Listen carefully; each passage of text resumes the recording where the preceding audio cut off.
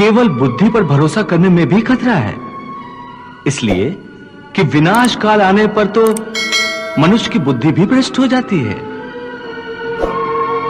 अर्थात जब विपरीत समय आता है तो मनुष्य की अपनी बुद्धि ही उसे गलत रास्ते पर ले जाती है।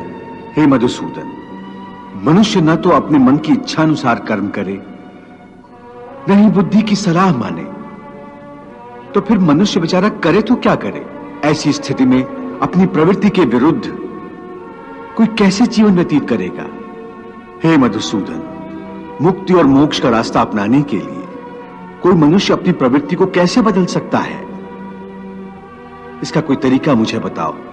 प्रवृत्ति को बदलने से पहले यह जान लेना आवश्यक है कि प्रवृत्ति कैसे बनती है। हे पार्थ, जो कर्मयोगी होते हैं वो आसक्ति छोड़कर कर्म की सफलता और विफलता में समबुद्धि से काम लेकर योग द्वारा परमात्मा पर आस्था रखकर कर्म करते हैं।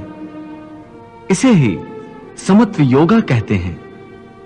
हे पार्थ, ईश्वर को समर्पण करने की भावना से किया हुआ कर्म फल प्राप्ति की कामना से किए हुए कर्म से कई गुना अधिक श्रेष्ठ है। ज्ञानी पुरुष कर्म फल की आशा किए बिना समबुद्धि योग द्वारा कर्म करते हैं और पाप पुण्य आदि भावनाओं से मुक्ति पाते हैं। पार्थ, तुम भी ऐसी भावनाओं से मुक्त हो जाओगे जब तुम समबुद्धि कर्म का आचरण करोगे। योगस्था कुरु कर्माणि संगम त्यक्त्वा धनंजय सिद्धि असिद्ध्यो समो भूत्वा समत्वम योग उच्यते।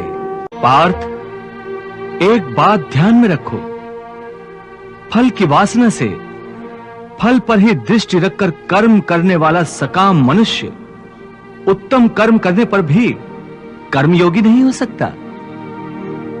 ऐसे मनुष्य को ख्याति आदि लाभ प्राप्त हो सकते हैं, किंतु उसे परमात्मा और शांति प्राप्त नहीं हो सकती।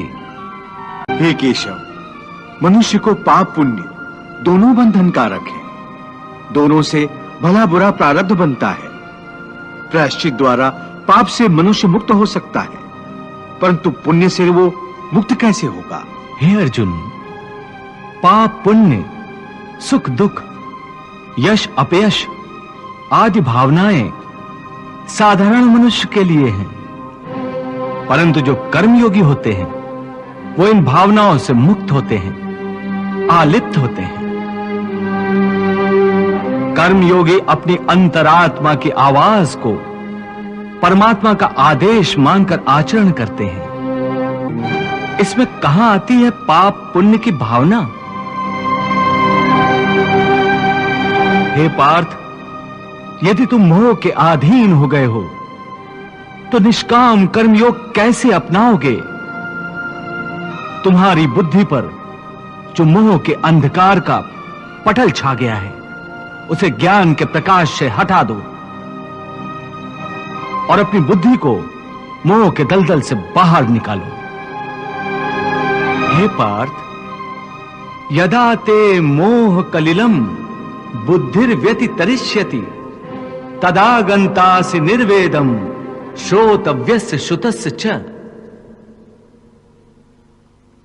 हे पार्थ,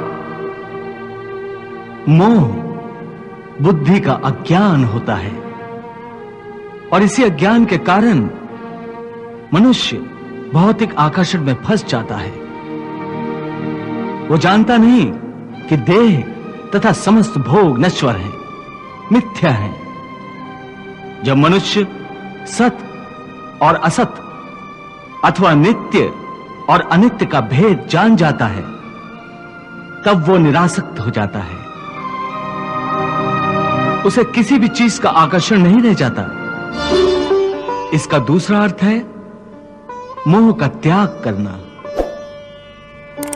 तथा मोह का लोप होने पर मनुष्य किसी भी प्रकार से किसी भी वस्तु की ओर आकर्षित नहीं होता।